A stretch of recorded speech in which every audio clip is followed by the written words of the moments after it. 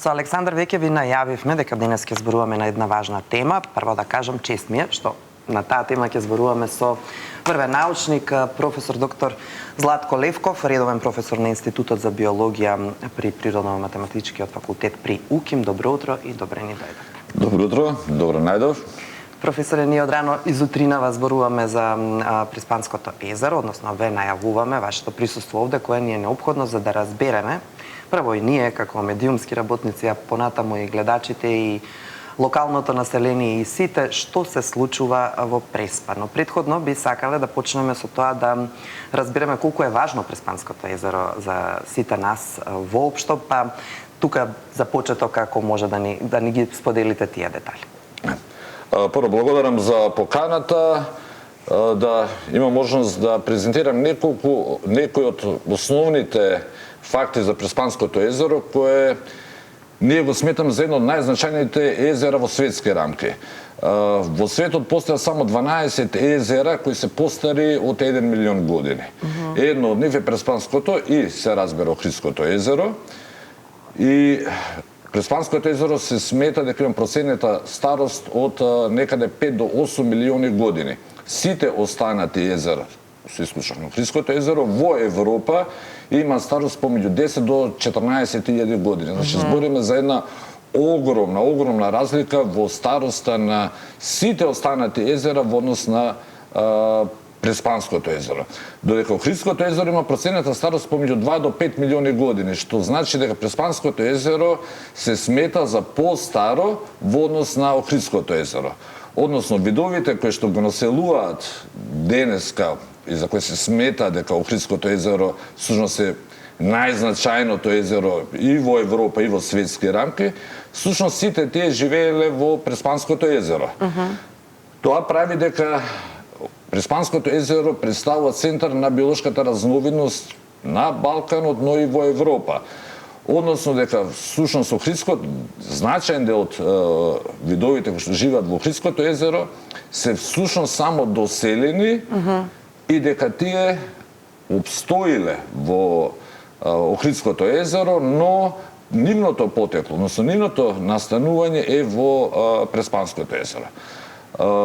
Преспанското езеро во текот на својата геолошка историја, значи збориме со милиони години, осцилирало во однос на својата длабочина, во својата големина. Некогаш, значи збориме за милиони сепак години, тоа било многу подлабоко, многу поголемо, но од друга страна како резултат на природни процеси примарно, тоа осцилирало со текот на времето. Така, например, 50.000 години, тоа било и поплитко во однос на што е денеска Преспанското езеро. Исто така се смета дека пред 1000 години исто така било поплично плитко. Но во тие временски периоди треба да имаме предвид дека скоро и да немало човечка популација на брегот на Преспанското езеро и на тој начин влијанието човечко било или воопшто отсуствувало или било минорно. За разлика од сега, каде што имаме интензивно човеково влијание, кое се однесува на внесување на органски материи, значи вклучувајќи пестициди и минерални ѓубрива, односно нешто не викаме хранителни материи во езерото.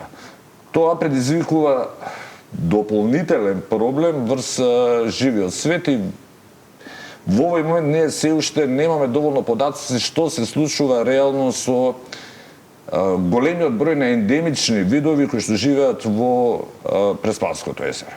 Така. Значи може да заклучиме дека практично е уште поважно од Охридското од аспект на биолошко наблюдување, историја и воопшто постоење, како и дека од таму потекнуваат многу од тие видови кои што се преселиле, мигрирале буквално во Охридското езеро.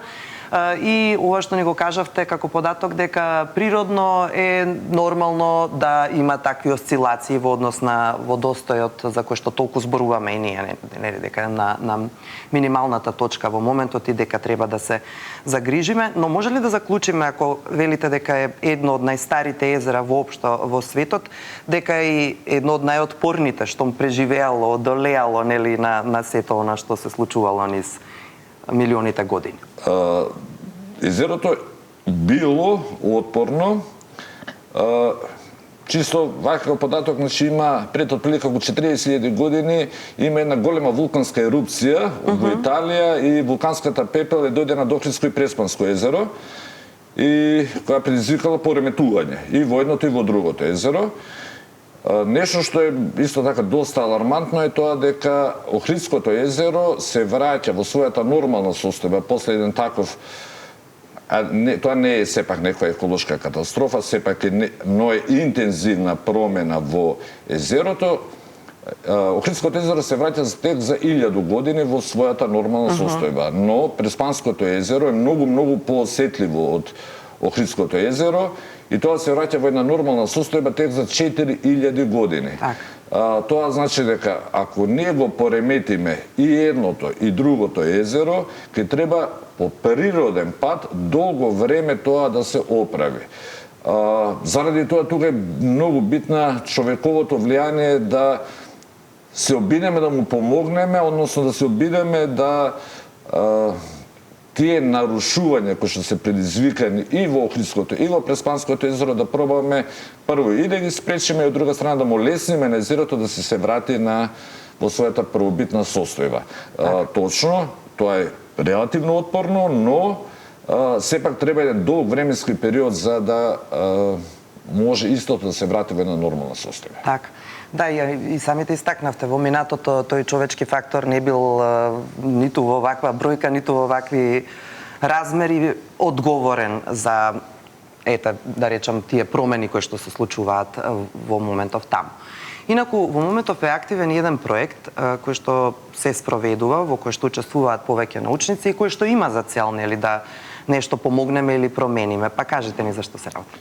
Да, тој е проект кој што е финансиран од страна на Министерството за образование и наука на Република Македонија и представен комплексен проект кој што се обидува од повеќе аспекти да согледа реакциите на организмите, особен фокус на ендемичните организми од Преспанското езеро кон прво климатските промени кои што доведуваат, значи, зголемување на температурата, намалување на количината на растворен кислород, промени во хидрологијата на езерото, но од друга страна сакаме да го видиме кој е особено важно и човековото влијание изразено преку количината на пестициди и количината на хранителни материи.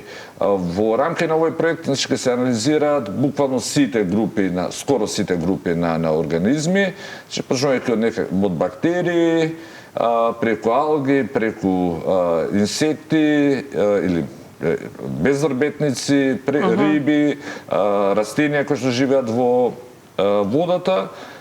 Особен аспект е даден на ендемичните видови на риби, кои што ќе се анализираат и од генетски, и од физиолошки, и од биохемиски аспект, за да видиме реакциите на организмите и нивната адаптивност кон овие промени што се случуваат и на крај да видиме, да направиме некаква проценка во иднина какви ќе бидат реакциите на тие организми, дали истите се осудени од страна на природата и човекот на смрт или повторно ќе имаме можност да истите се адаптираат кон условите. Генерално, организмите имаат способност за адаптација, но проблемот особено со Преспанското езеро, што тие промени се малку поинтензивни. И во тој случај им треба на организмите поинтензивно да се адаптираат кон дадените промени. Сега, ние се уште не знаеме какви се тие одговори, како организмите реагираат токму на таквите промени. Покрај тоа,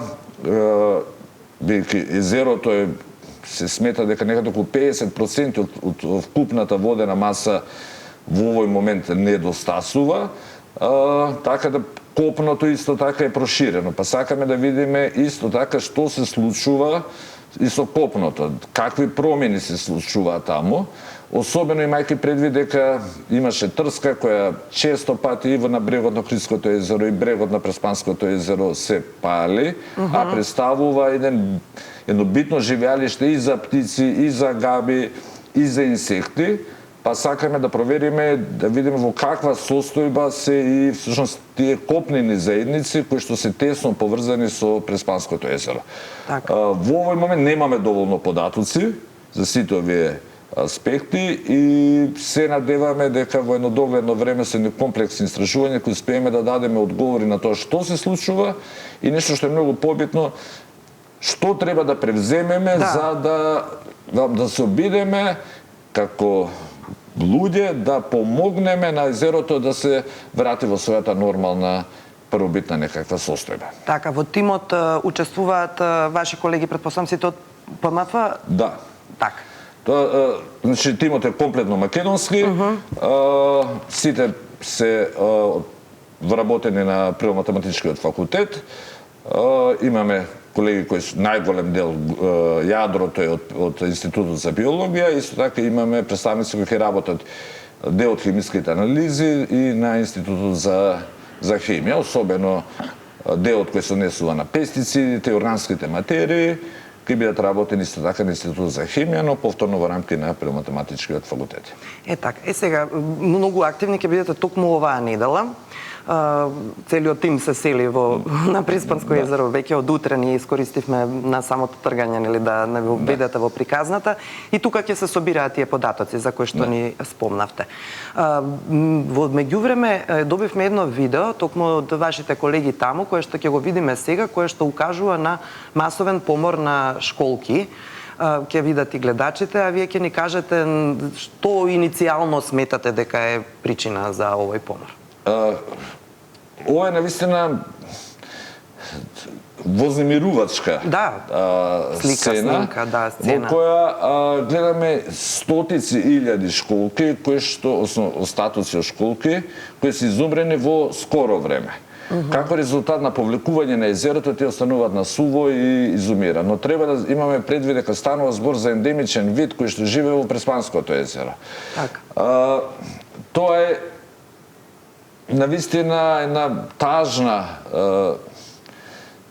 состојба, бидејќи нивото на водата во овој момент драматично е намалено и тие организми немаат можност толку брзо да мигрираат колку што брзо водата се повлекува. И тоа доведува до нивно масовно изумирање. Но од друга страна, ваквите пореметувања не е само за школките, туку и за останатите видови на организми, особено ако ги земеме рибите како едни од најдобрите показатели за состојбата. Исто така ова предизвикува и нарушување во составот и на рибите. Тоа, меѓу другото, покрај еколошки има и економски аспекти, бидејќи еден дел од населението таму е тесно поврзан со традиционално со рибарство и онда очекуваме да и популациите на риби со текот на времето тие се веќе намалени, но уште повеќе да се намалува, што значи дека има и локалното население штети од ваквата состојба. Примерно, изумирањето на школките е резултат на повлекувањето, интензивното повлекување на водата во самото езеро. Да, фрапантно рековте, 50% дури недостасува од купната количина на водата. Ете, вие научниците, не радува што се собравте и што ќе почнете да работите на случајот, односно да ги соберете за почеток сите тие податоци кои што се потребни за да се утврдат и причините и состојбата реална за која што во моментов не знаеме, а ќе видиме каква ќе биде. Но која е главната порака што реално покрај вас сите ние можеме да направиме? Кој е тој кој што треба да слушне и да обрне посебно внимание, да не е се, како рековме на почетокот, да не и одмагаме на Преспа и на Преспанското езеро, туку да помогнеме? Примерно, локалното население.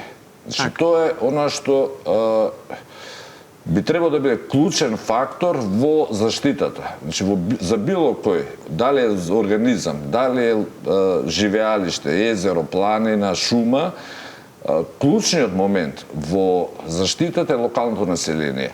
Во овој момент најбитно е да луѓето кои што живеат на брегот на Преспанското езеро, кои гравитираат кон Преспанското езеро, да го разберат значењето и користа од добриот квалитет на Преспанското езеро.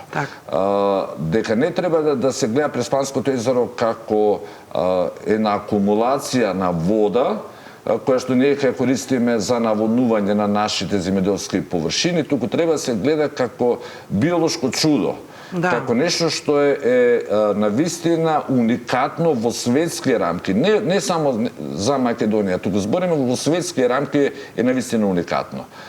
И кога локалното население ќе го прифати дека користа на самото езеро е многу поголема отколку неговото исчезнување, во тој случај веќе ќе трнеме многу побрзо напред во спасувањето и во одржувањето на Преспанското езеро. Бидејќи и централната власт, но и на светско ниво да се обидуваме да заштитуваме нешто, воколку локалното население нема пиетет спрема тоа езеро, навистина ќе биде многу тешко да се спаси, односно се подобри состојбата. Тоа е едната работа. Втората работа е, се разбира, ние како држава би требало да превземеме одредени чекори, пред се околу контролирање на внесот на хранителни материи, значи апликација на минерални ѓубрева и апликација на пестициди.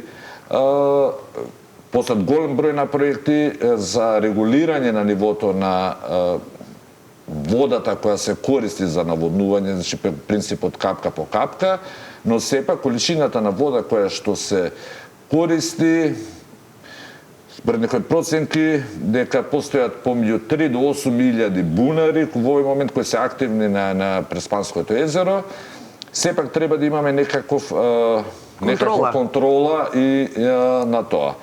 И се разбира, на крајот би требало хидролозите, хидрогеолозите да изнајдат начин како барем еден дел од водата да се врати во Преспанското езеро, бидејќи и сливното подрачје на Преспанското езеро во изминативе 70-ти на години и од грчка и од албанска страна е нарушено, бидејќи некои од водите се сопрени, па немаме доволно доток, кој што во минатото било, или евентуално да најдеме дополнителни извори кои што би овозможиле да езерото, како што е случајот со Дранското езеро, да пробаме повторно да внесеме свежа вода во Преспанското езеро, на таков начин да му помогнеме да се врати сјајот на Преспанското езеро. Професоре, многу благодарам за ова гостување. Следиме се што ќе правите, нели, и недолава таму со помош на нашите колеги. И колегата Иван Кузмановски направи еден документарен филм со кој што веќе сакаме да влијаеме, нели, на јавноста, воопшто да разбереме што се случува за почеток, а понатаму и да действуваме. Се гледаме наскоро повторно. Ви благодарам уште еднаш за поканата. Јас се надевам дека пораката спрема целокупната македонска јавност дека Преспанското езеро е нешто што е едно од најзначајните езера во светски рамки, дека ќе ја прифатат и ќе ја има секогаш во предвид кога ќе се збори за Охридското езеро, дека секогаш треба се збори и за Преспанското езеро. Така. Слушнавме, да, загрижувачки и застрашувачки, но доброто е што ако сите се сплотиме и учествуваме еднакво, веројатно и можеме нешто да направиме.